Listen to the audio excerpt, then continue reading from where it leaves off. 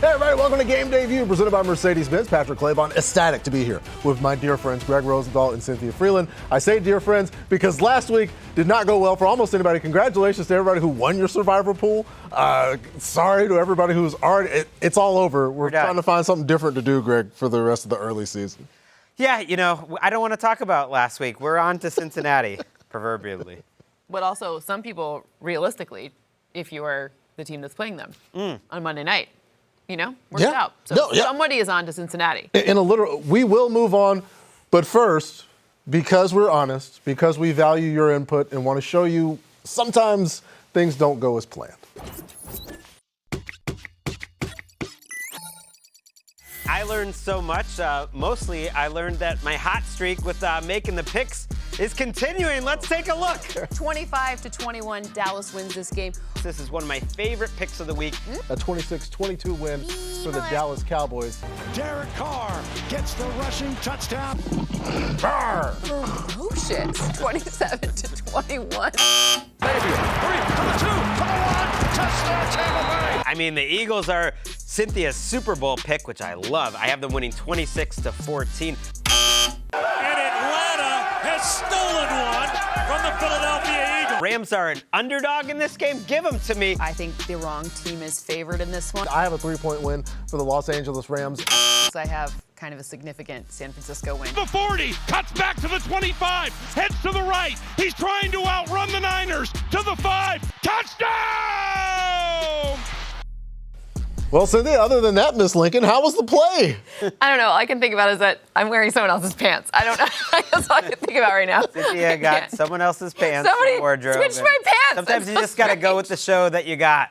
Yeah, essentially, what happens is when you get picks wrong, somebody comes and removes pants from you. And so You have to wear the wrong pants. We're going to try to earn pants back, all of us. I picked up a game. There you go. All right. So me and Cynthia, one game behind Greg Rosenthal, who still has the crown. But I will give you a little bit of advance notice. We had a lot of similar picks last week. Yep. That is not the case. Ooh, good. This Spicy. week. Let's talk some ball. If you knew coming into the season the Saints would have one of the hottest offenses in the league after 2 weeks, I'd be shocked, 1, and 2, I'd ask for some advice. New Orleans scored 91 points in 2 games, which is tied for the second most in NFL history. 45 points a game, 10 points higher than the next team right now. So the Saints playing host to the Eagles on Sunday. Philly won. Saquon Barkley, 1 field goal in the first half, away from being 2-0. Who has the edge in this big matchup? So I think the Saints do. It's a classic case where you're talking about, do you trust the first 2 weeks of the season or the data from last year and the history? I trust Alvin Kamara, one of the best running backs of his generation. I believe he's going to be a Hall of Famer someday. My eyes told me the last couple of years he still had it, but the team around him didn't have it. Now you look at the blocking that is just opening up huge holes for him. Great cohesion in terms of their outside zone running scheme. And what have the Eagles struggled with the last couple of weeks? Their run defense. They're just getting pushed around on the edge. That's where the Saints win. When they get a lead, they just give it to AK. The dome is going to be rocking. I trust the first 2 weeks. This data matters to me. 2023, 2022 is over. These are new Saints. Yeah, new Saints, but the old talented Saints getting involved in a new system. I like the Saints as well. It's a 3-point win for me. New Orleans getting the win 23-20. Because speaking of days of old, I've seen the Eagles pass rush here in 2024, and it's a rough situation. Closing moments of the game. Look at Kirk Cousins, nobody at his feet, nobody around him. This is with under 2 minutes to go in the game. The Eagles have every opportunity to get to Kirk Cousins. I think of that BG rush against Tom Brady in the Super Bowl. There was the rush that knocked out Brock Purdy in the game from Hassan Reddick in the NFC Championship game. No pressure on Kirk Cousins all the way to that last throw. I think, considering how improved things are up front for New Orleans, Cynthia, I think the Saints score points. Well, we're rolling out of the gates here with a prime number. Wow. I have the Philadelphia Eagles by 1 point, 26-25. Play that noise. Play that noise. It's so great. Computer. I'm looking at something interesting about Derek Carr, and I love this stat. It's interesting when you watch him because it's been 80% of plays have either been a run or using play action. That's where they've had success. The thing is we don't know what happens if they're not playing with the lead. Don't need to worry about 91 points. You don't need to worry about it, but they need to worry about it. I'm watching Derek Carr here, and I love what I'm seeing. It's very fun. I like the swagger. It's fun to watch Alvin Kamara, but I'm looking at the football facts and saying the Eagles are going to take this one, look at the data, and they're going to stop the run. That's the choice they're going to make. And then what happens when the play action isn't working as well and the run game isn't working as well? Are you going to have those pass concepts? Is it going to be the same? Model says 1 point win in favor of the Eagles. Well, I like it. We got different picks, so Finally, it's fun. Finally. We enjoy fun. We got more fun in our next game. A couple teams that were able to get it done in the closing moments. Monday night, again, Kirk O'Chains looked so much better than he did in week 1, ultimately finding Drake London for that game-winning 7-yard touchdown. Atlanta's locker room, to say the least, hyped after the comeback win.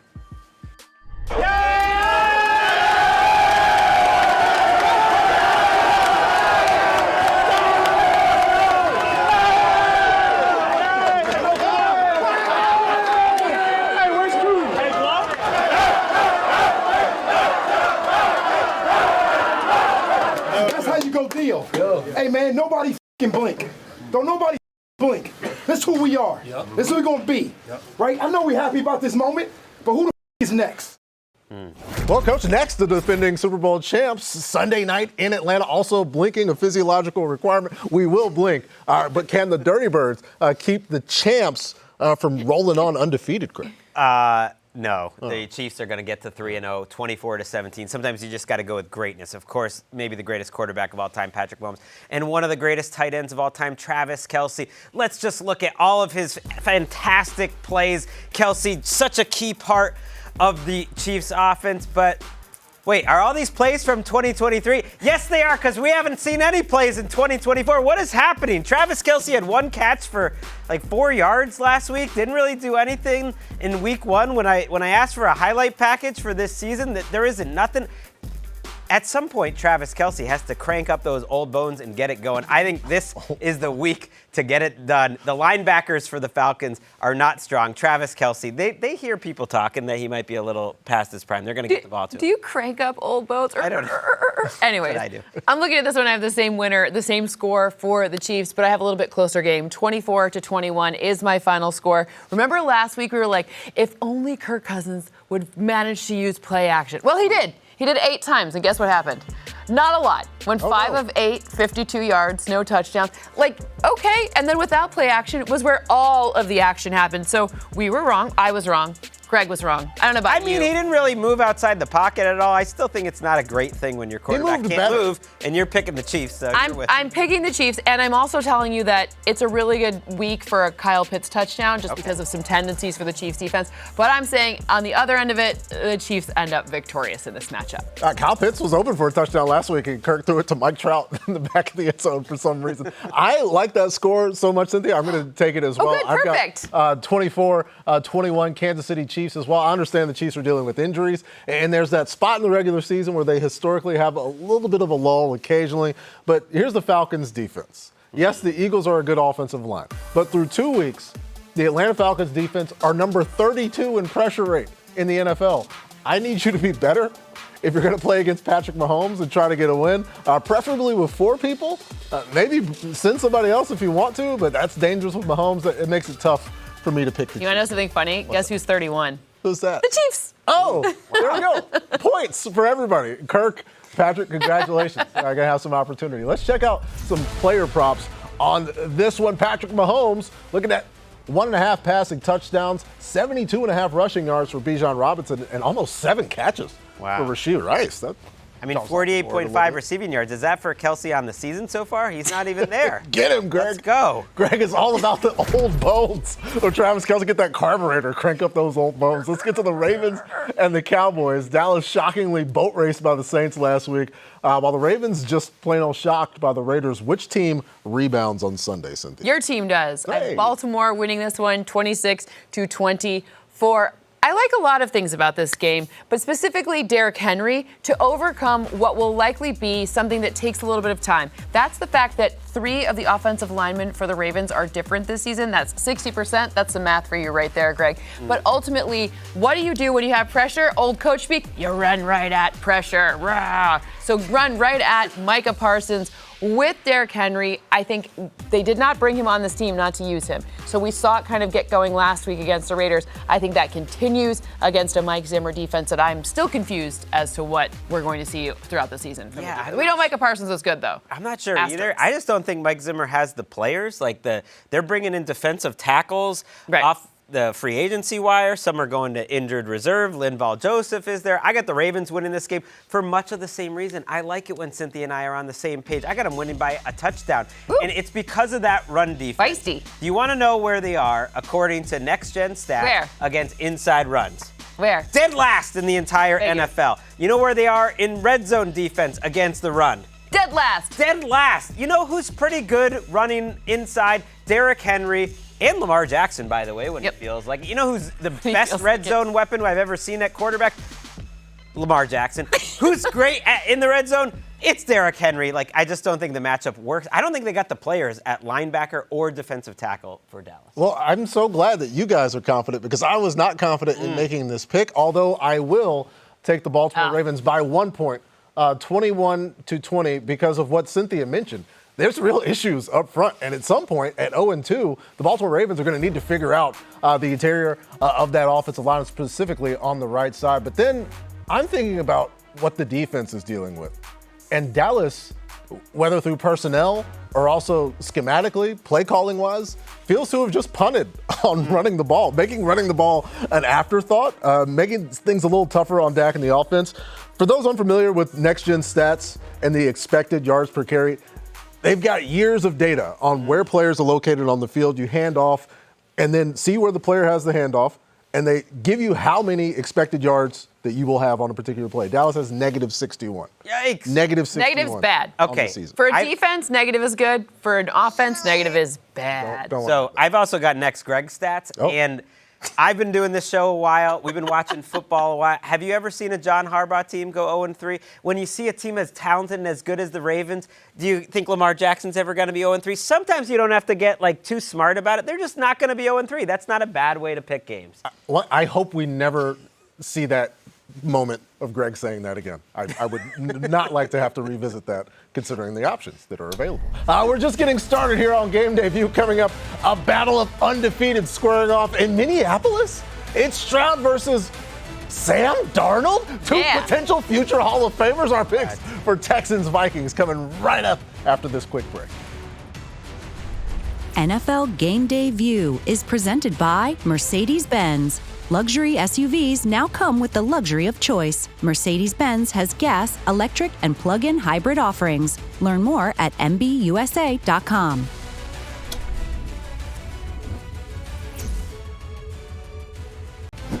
We're back on Game Day View. Election Day is coming up, and we all need to be ready to show up big for our country. Make sure you know your state's voter registration deadline and requirements. For more resources and information, visit NFL.com/votes. It's time for the Drive to Excellence, presented by Mercedes-Benz. The Chargers and Steelers in Pittsburgh, both teams sitting at 2-0. Justin Herbert dealing with an ankle injury. Who gets to 3-0, Cynthia? The Pittsburgh Steelers get to 3-0 with a 22-19 win. I love a good 22 because everyone seems to be so excited about them. Why? Because of TJ Watt, of course. TJ Watt, who's had 3 pressures and exactly 3 pressures in the past 2 games. When you're watching Watt come off the edge, it's just a nightmare for any quarterback in this situation. And I know Joe Alt's been great. He's 4 pressures allowed and 51 dropbacks, which is wonderful. But let's be fair, Watt is a different animal. He's the hardest to defend for even the most seasoned of veterans, but lining up across from a rookie, they have that welcome to the NFL moment. This is going to be his welcome to the NFL moment. Hey, rookie, wasn't that the show? Whatever. It's this is going to be fun. TJ Watt. Things are going to be great. So you got a 3-point win. I've got a 2-point win for the Pittsburgh Steelers. It's still a win, though, and I'm thinking back to the early days of Pickett to Pickens. And it's we're having all this fun, and there's alliteration. And now it's wait a second. Was that just George Pickens? This is what he does. And Justin Fields and he are linking up and making a lot of plays, even if they're not showing up in the stat sheet. We've had a couple of long DPI calls. They were going right at Patrick Surtain a week ago. Since the start of last season, he leads the entire NFL in yards where the expected completion percentage was less than 50%. Wow. I think this is a game where big plays can swing it, and I trust the Pittsburgh Steelers can make those plays. I don't know if the Chargers are going to make big plays in this one, Greg. Well, they've made big plays in the running game. I look at these two teams, and only one of them can run the ball. That's not the San Diego Chargers, the Los Angeles Chargers. I thought you were gonna say they got Steelers. two great coaches, but only one great quarterback in Justin Herbert. As long as he plays, I like the Chargers to win this game 17-14. Now, I go through why the Chargers are better, and I can hear you all the way from Pittsburgh. But the Steelers have the great defense. So do the Chargers. These are the top two defenses in the league right now. Joey Bosa is having one of those seasons. When you watch him this year, you realize, oh yeah, when he's healthy, one of the very best players in the NFL. Khalil Mack still getting it done. Pass rush from the interior, and in terms of their depth, it's been fantastic. I like their secondary. So to me, it's two great defenses. It's two offenses that haven't been so great through the air, but one team that can run the ball. That's the Chargers, not the Steelers. Let's just Greg it up. I just Gregged you a win, Steelers, in week 1. Now I'm going against you. It's a just Greg revenge game. Greg giveth and taketh away. How does Greg feel about your team? Find out next week on the next exciting It's the third person talking that gets me every time. We're going to see if this is a trend. Greg going back and forth on the Pittsburgh Steelers. Another team that's jumped out to a 2-0 start, the Vikings. So far, no Kirk Cousins. No problem for Kevin O'Connell's squad. And his impact so far on the Viking defense. 2nd down 9. Darnold getting messy, going deep, and he's got Jefferson. He's got Jefferson. It's a foot race downfield with Brown. Shifting gears. Getting a block. That's 6. 97 yards. Holy smokes.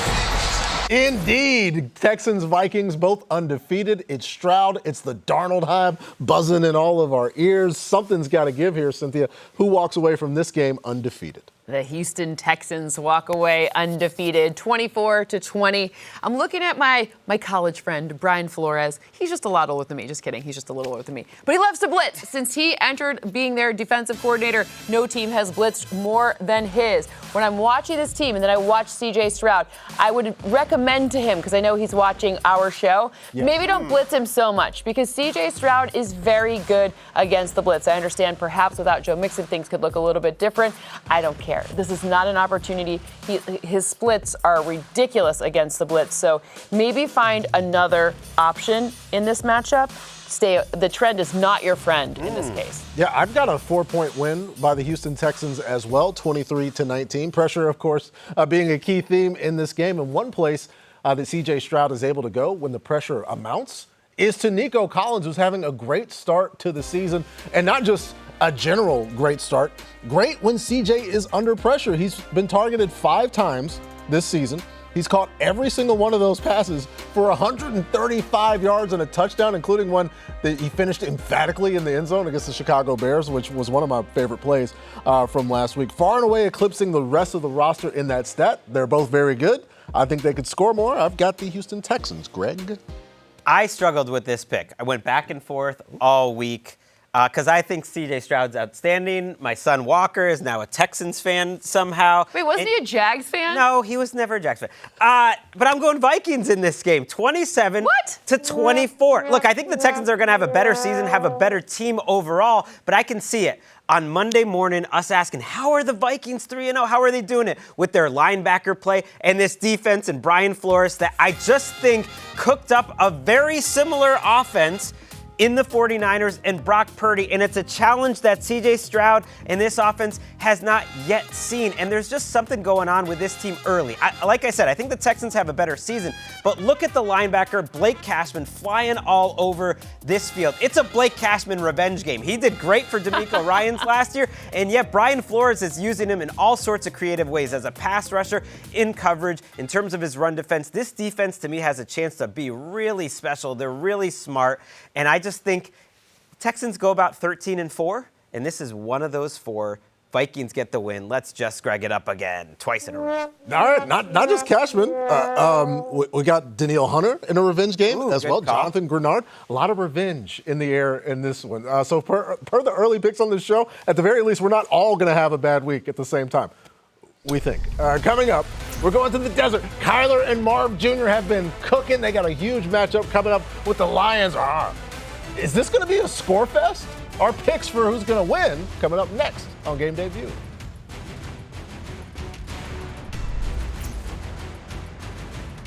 Looking for quarterback stats?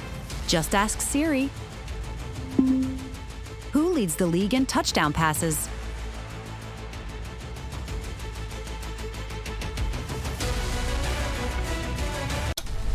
Upgrade your Sundays with NFL Plus Premium and watch live, local, and primetime games on mobile devices, plus NFL RedZone, game replays, and more. Sign up today at plus.nfl.com. Subscription required for NFL Plus Premium. Terms and conditions apply. It's time for some of the best sounds from Week 2 for Active Mike, presented by the Wells Fargo Active Cash Credit Card. We jumped off that plane and we done landed in enemy territory. I don't care if it's Wednesday, Tuesday, Sunday. I want to see Chris tonight. Go! I want to see Chris. Fly around, baby. Make some plays. All for one and one ball. Let's do this together. Packed house, baby. You gotta love it, dog. From the first to last, we set that line of scrimmage. Physical, fast, tough football. It's on now. Yeah. It's on now. It's on now. Yeah. Let's go now. Let's get it, man. Let's go home. Hey, let's sit down. Hey. I like that, Jimbo. Let's go. Everybody's watching. Everybody's watching. Let's go, baby. Let's go. That ain't a play. That's a jogger. Let's keep working on scramble drill. Hey, keep working with me on scramble drill. Every day. A lot of weeks left, and it ain't gonna stop. Come on. Bingo, baby boy. Fun week of football. Let's look at some of the highest over-unders coming up in Week 3. The Lions and the Cardinals number at 51.5, followed up by the Eagles and Saints, and then the Ravens and Cowboys at 48. So let's dive right in to that matchup at the top. Vegas expecting plenty of points. Kyler and company obliterating the Rams last week. Do they keep it rolling against Cynthia's Lions, Greg? Not exactly, but I think Kyler Murray keeps it rolling. I have the Lions winning this game 33-31. So that big number we saw, 51 number, I feel better about that number getting obliterated than I do either of these teams winning. They're both fantastic. Kyler Murray is playing quarterback at a level that maybe no one else is matching right now in the entire league. He can make the plays inside a structure. He can make the plays on the move, and he's certainly making plays outside a structure. One of the most special just talents in terms of his running and his passing ability. We've been waiting for a season like this from Kyler Murray. I think it can last throughout the course of the season. There's been hot stretches before, but I think the foundation of this offense and what Drew Petzing is doing can last, and I think they're going to be one of the top 5 offenses in the league, but it's not enough to beat your Lions. I mean, this is how you know I pick with a model and not my heart, because as a Lions fan, I'd be superstitious and be like, they're not going to win. I don't even care if I lose, whatever. I have Detroit winning 27-23 this week. And I want to alert you to some people that maybe you don't know as well. And that is the linebacker level of the Detroit Lions defense. We know about Alex Anzalone. He's got some great blonde hair. He's wonderful. He may or may not be playing. So may I introduce you to Derek Barnes and to Jack Campbell. Jack Campbell's a guy who was drafted in the first round. And Cynthia Freeland, was like, oh, they overdrafted a linebacker. That's okay. It's working out for them right here. This is going to be a big deal in this matchup. You talk about why Kyler Murray's so great and why this offense could be so great. Well, number one, Kyler Murray's always a threat to run the ball. And number two, they're using 13 personnel really, really trickily. So 3 tight end sets. And one of the ways to counteract that is to have a really good linebacking core to say, I see you're 13. You're not going to get beat by me. I'm looking over at the offense. It's unanimous. I have a Detroit win 27-26. Barely, though. You have them threading the needle. Yeah, like well, I thought about changing this, but then I thought about what happened last week. The Detroit Lions doubling up the Tampa Bay Buccaneers in terms of yardage, but still losing the game. And right at the end of the first half, the kicking team's coming out on the field. The offense is trying to get going. They're trying to get the ball spiked. Dan Campbell immediately, as soon as the halftime interview comes up, he says, that's on me. I messed up. I cost our team. I'm not taking this from a motivational standpoint. The Lions have had to play 2 teams that they just beat in the playoffs this year. I can't watch. There's so much familiarity. Can you please pick the Cardinals? And there's going to be so much attention to detail after Dan Campbell himself acknowledges his mistake. I think the team picks up, and I think they run the ball pretty well against I'd like Arizona. to see you try to meme us Cardinals fans. Let's go. Well, yeah. No. It means they're watching. Somebody switch it. I don't want that. Like, nothing against the Cardinals, but no. If it helps, Cynthia, we're not going to determine the game. Let's get some quick picks here on Game Day View. The Packers and Titans in Nashville. Green Bay taking care of business last week. No Jordan Love. Now they got to go and win on the road, Cynthia. Do they do that? Yeah, they win 21-20. I want to point out something that maybe we've forgotten here, and that's that the Green Bay Packers defense leads the league in interceptions. And we know one thing for certain, and that's that Will Levis, he's a high-stakes poker player. He's either going to hit you a home run or he's striking out. And I think in this case, that doesn't match up well with what we've seen from this Jeff Hafley defense. Another area where I was like, I didn't know what we were going to see. Turns out we're going to see a lot of smart risks and a lot of the ability to take the ball away, being in the right spot. Interceptions can be fickle, but placement is a good deal. Greg, just Greg it up, Gregor. Dolphins, Seahawks in the Great Northwest. Skylar Thompson starting for the Finns while Tua's out. Does he get it done, Greg?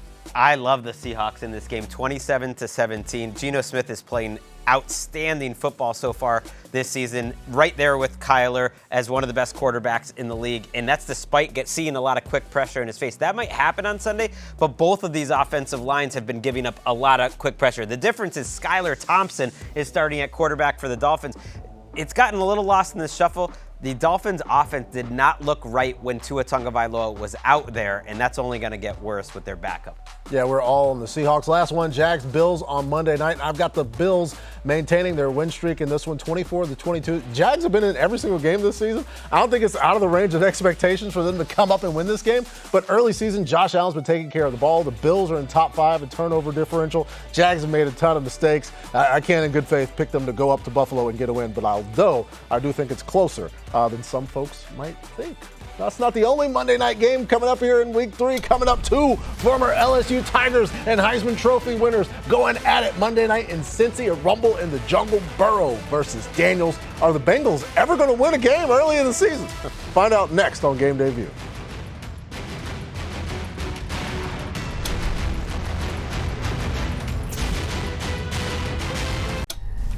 We're into the 2024 NFL season, and single game tickets are on sale now. 17 games for all 32 teams. Visit NFL.com/tickets to purchase tickets today. Tickets available through Ticketmaster, SeatGeek, and Sports Illustrated Tickets, members of the NFL Ticket Network. Time to seize the season, presented by Caesars Sportsbook. As we look at the 49ers and the Rams, the first touchdown scorer odds, Jordan Mason leading the way with Kyron Williams right behind him. Brandon Ayuk, because some folks are playing for the 49ers, Juwan Jennings and DeMarcus Robinson. That game going to take place about 87 feet behind Cynthia next door at SoFi Stadium. San Fran trying to rebound after last week's loss to the Vikings, while the Rams are just trying to save their season. Who comes out on top, Cynthia? Niners come out on top, 24-15. I'm just going to give love to Fred Warner here. Why? Well, number one, he's playing, so we can talk about him. And number two, I don't know if people understand just how good he is. So if you're looking at win share at his position, he is like a full, probably one of the bigger, it's hard because it's not a very big number in general, right? Like win share for a quarterback's only 5. So like when you're talking about the difference between a 1/10 of a win share point, that is massive, even though it doesn't seem massive. Right. But it is Best by a lot. Huge difference between the next closest guy in the run versus pass. Like, he's a huge difference maker. We just love Fred Warner here. And, it stinks that there's so many injuries in this game, but I love watching Fred Warner. Doesn't matter. Right. For all the injuries that the 49ers have, and it sounds like George Kittle also probably out of this game, they still have great players like Trent Williams and Brandon Ayuk and Brock Purdy. But how about the role players like Juwan Jennings stepping up? You talk about seizing the moment. Who grabbed Juwan Jennings off the waiver wire this week? It was me, and I think he's going to have the best month of his career. There's a reason why they gave Juwan Jennings a big contract this offseason. Yes, he does all the dirty work in the blocking game, but he's a very talented catcher of the football over the middle where Brock Purdy likes to throw the ball. They have great chemistry from their 3 years together, and I think he's going to have a big target share. Brandon Ayuk is really not quite himself yet. Juwan Jennings, wide receiver 1. Let's go. Yeah, it's like every third down, Brock Purdy's going to be throwing the ball to Juwan Jennings. I've got a San Francisco win as well, 23-20. My main hope with this football game is that everyone's okay. after this because the total feels a little bit high with everybody going down with injuries. Greg and I were in the newsroom pleading with Sean McVay late in the game against the Cardinals to just take Matthew Stafford out of the game. He was pressured on 37% of his dropbacks, sacked 5 times. Those Niner injuries are on the offense. Defense remains mostly intact, including Fred. I'm going to take the Niners. You'll note, though, Patrick and I both have them covering the spread here. This is a great rivalry where the 49ers almost always come out on top, and it's always really competitive, even for some bad Rams teams. So I think they keep it close. So Ramley, meme away. We hope the Rams all come back healthy. That was Seize the Season, presented by Caesars Sportsbook. Download the Caesars Sportsbook app, an official sponsor of the NFL. New users, place your first bet up to $1,000. If you lose, you'll get it back as a bonus bet. Use promo code TV1000, must be 21 or older. See Caesars.com/promos in order to get the full terms. The Bengals just one play away from upsetting the Chiefs in Arrowhead last weekend. 48 seconds left. 4th and 16, Dejon Anthony gets called for this pass interference on Rashee Rice, giving KC a first down. A few plays later, Harrison Butker nailed a 51-yard game winner. And so now, because of that, since he sits at 0-2, they play host to Jaden Daniels and the Commanders on Monday Night Football. Do Burrow and company finally get the ship righted here? They absolutely do. Not only do they win, they put a 30 burger on the board. Is that a thing? 33-23. So they get over the 7 points because Joe Burrow is back. It got lost in the penalty at the end of the game. That quarterback of the Bengals we were a little worried about coming out of week 1. He looked like the old Joe Burrow in week 2. T. Higgins might also return in this game, but the most important thing is that Joe Burrow looked confident in his wrist, was throwing the ball deep well again. I think this is one of the worst defenses in the league. If I had to rank who has the worst cornerback group right now in the league, it might be Washington. So that is a huge mismatch against this wide receiver group and Joe Burrow. A lot of points for the Bengals. I have 29-20 in this matchup in favor of Cincinnati. One way to counteract maybe the passing game on your defense being not as great is to run the football, especially between the tackles. Somewhere we saw last game, Brian Robinson, he had 109 yards between the tackles on 10 rushes. Can you do the math? It's 10.9 per rush, yeah? You got it. There we go. But ultimately, the point is between the tackles has been a source of strength for the run game. So if there's an area that you would like to target the Bengals, I sat in these seats and said, I love that they picked Chris Jenkins to kind of help the DJ Reader hole. But you know what? He hasn't played yet. So ultimately, they're still missing some of that run-stopping defensive power that we're looking for, which means Brian Robinson Jr. is a full send for your fantasy needs. I like this matchup as well. I think Jaden Daniels and the offense are going to score points. The trouble is that defense, the Washington Commanders that we're talking about. It's a 3-point win. I've got to have a McPherson field goal to make it 27, and then the Commanders did get some points late. Perhaps you could consider them garbage time points, but ultimately, look at what you're projecting garbage time. Yes, I'm projecting garbage time points because look at what the first 2 weeks have been like. If you're Malik Neighbors or Mike Evans, you're feasting, having some of the best games receivers has had this entire season through 2 weeks. We've only had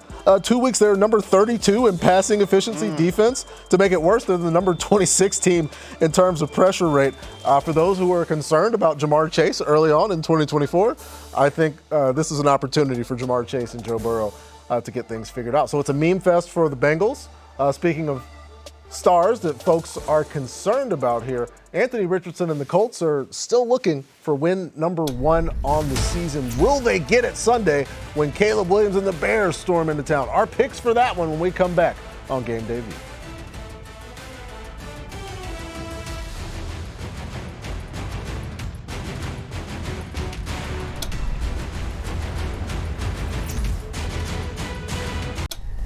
We have returned on Game Day View. Get the most live NFL games all in one place with NFL Sunday Ticket and YouTube TV. That's every game, every Sunday with NFL Sunday Ticket and YouTube TV. Local and national games on YouTube TV. NFL Sunday Ticket for out-of-market games excludes digital-only games. Let's get into some more picks. The Bears and the Colts. Caleb Williams spent most of his time last week running for his life against the Texans. Indy's still looking for win number 1 on the year. Do they get it, Greg? You know what they're not looking for? A running game. They've had it this whole time. They're going to win this game by doing what they've already done, 24-20. The Colts are not going 0-3. They're too talented for it. Jonathan Taylor and Anthony Richardson have been getting it done on the ground this whole time. We expected a great offensive line. It's been great. Jonathan Taylor, after a week one where I didn't quite see the explosion that I wanted, I thought ran very well in week 2.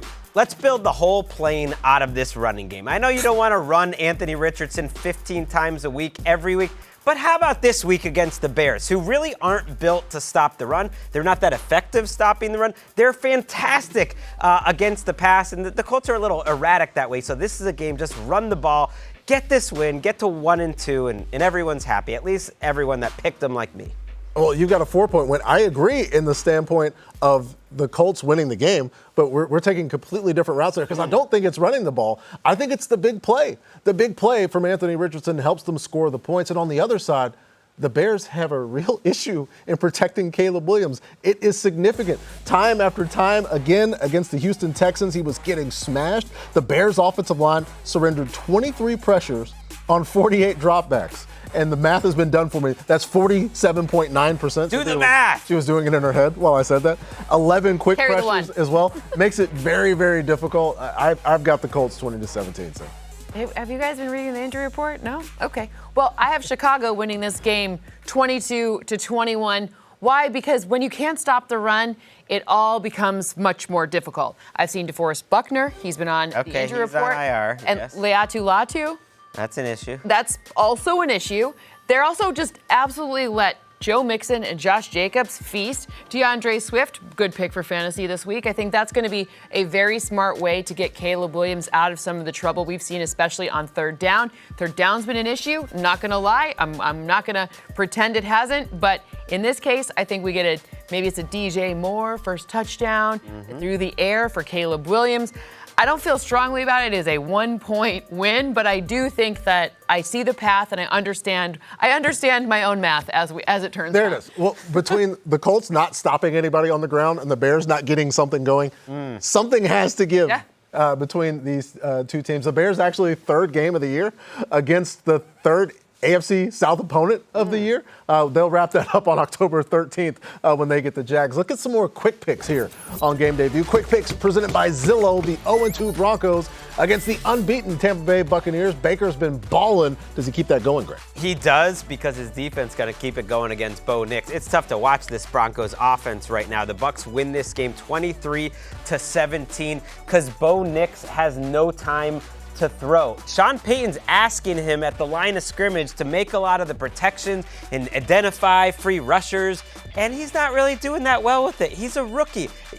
Count on your offensive line to do that. Maybe help him out a little bit, coach, because he doesn't look comfortable, and when you're not comfortable, the last defensive play caller you want to see is Todd Bowles, who's just going to send all sorts of crazy pressures at Bo Nix and probably cause a lot of turnover. I mean, they've been having creepers at the highest rate. They've been doing all these advanced things, but also no Mike McGlinchey along the O-line for the Broncos. That is a massive problem. I was being generous giving the Broncos 17 points here, so I just wanted to say that. Yeah, Greg is always generous. That's what we think about Greg. Let's go to our next game, the Giants and Browns in Cleveland. Hopefully the G-Men have found a kicker that they plan on allowing to kick the football. How do you see this one playing out, Cynthia? I think Cleveland wins this one 24-17. I want to talk about a guy that we haven't gotten a chance to talk much about this year, and that's Amari Cooper.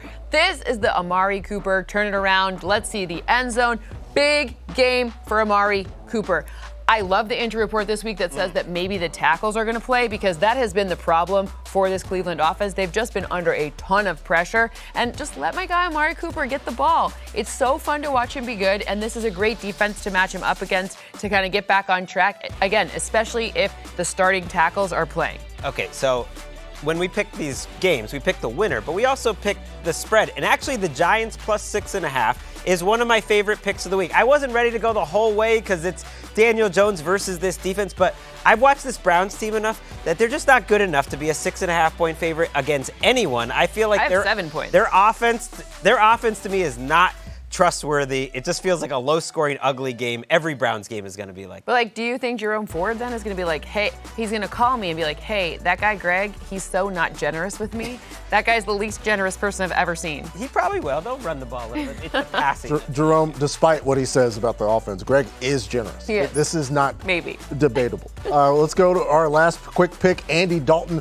and the Panthers going to Vegas to take on the Raiders. And I like Las Vegas here to keep things going, get their 2-game win streak, 23-9. In fact, we've gone in using technology and got highly edited video featuring Andy Dalton starting for the Carolina Panthers. Just kidding, it's real. It's last year, and he lit it up. He had 2 touchdowns. One was in garbage time. He threw the ball 53 times. That's got to be good for at least 9 points. What, is this are you being mean to Andy Dalton? Oh, it's just, Wait, Andy Dalton, I will say one thing. You could potentially play these wide receivers in this matchup because they're going to have to throw the ball. And Andy Dalton's much better against zone coverage than the guy who got benched, right? Bryce Young had 8 interceptions when facing zone. So, you could potentially look at some wide receivers if you think they're going to score more than 9 points. Yeah. If you don't, then don't play the receivers. I lost a whole bunch of games picking the Carolina Panthers last year. I'm not making that mistake in 2024. Folks, get out your pens and your paper. When we return, it's time for Write This Down. We are dishing out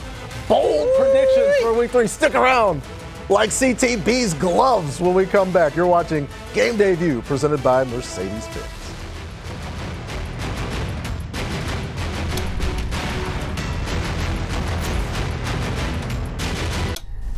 We have returned on Game Day View and Sunday at 9 a.m. Eastern. Rich Eisen, Kurt Warner, Steve Mariucci, and Cynthia Freeland and the rest of the gang get you set for kickoff on game day morning. Baker Mayfield sitting down with Gerald McCoy to discuss Tampa's hot start, plus Mike Tomlin and Kevin O'Connell joining the show live. All that and more Sunday at 9 a.m. Eastern on NFL Network.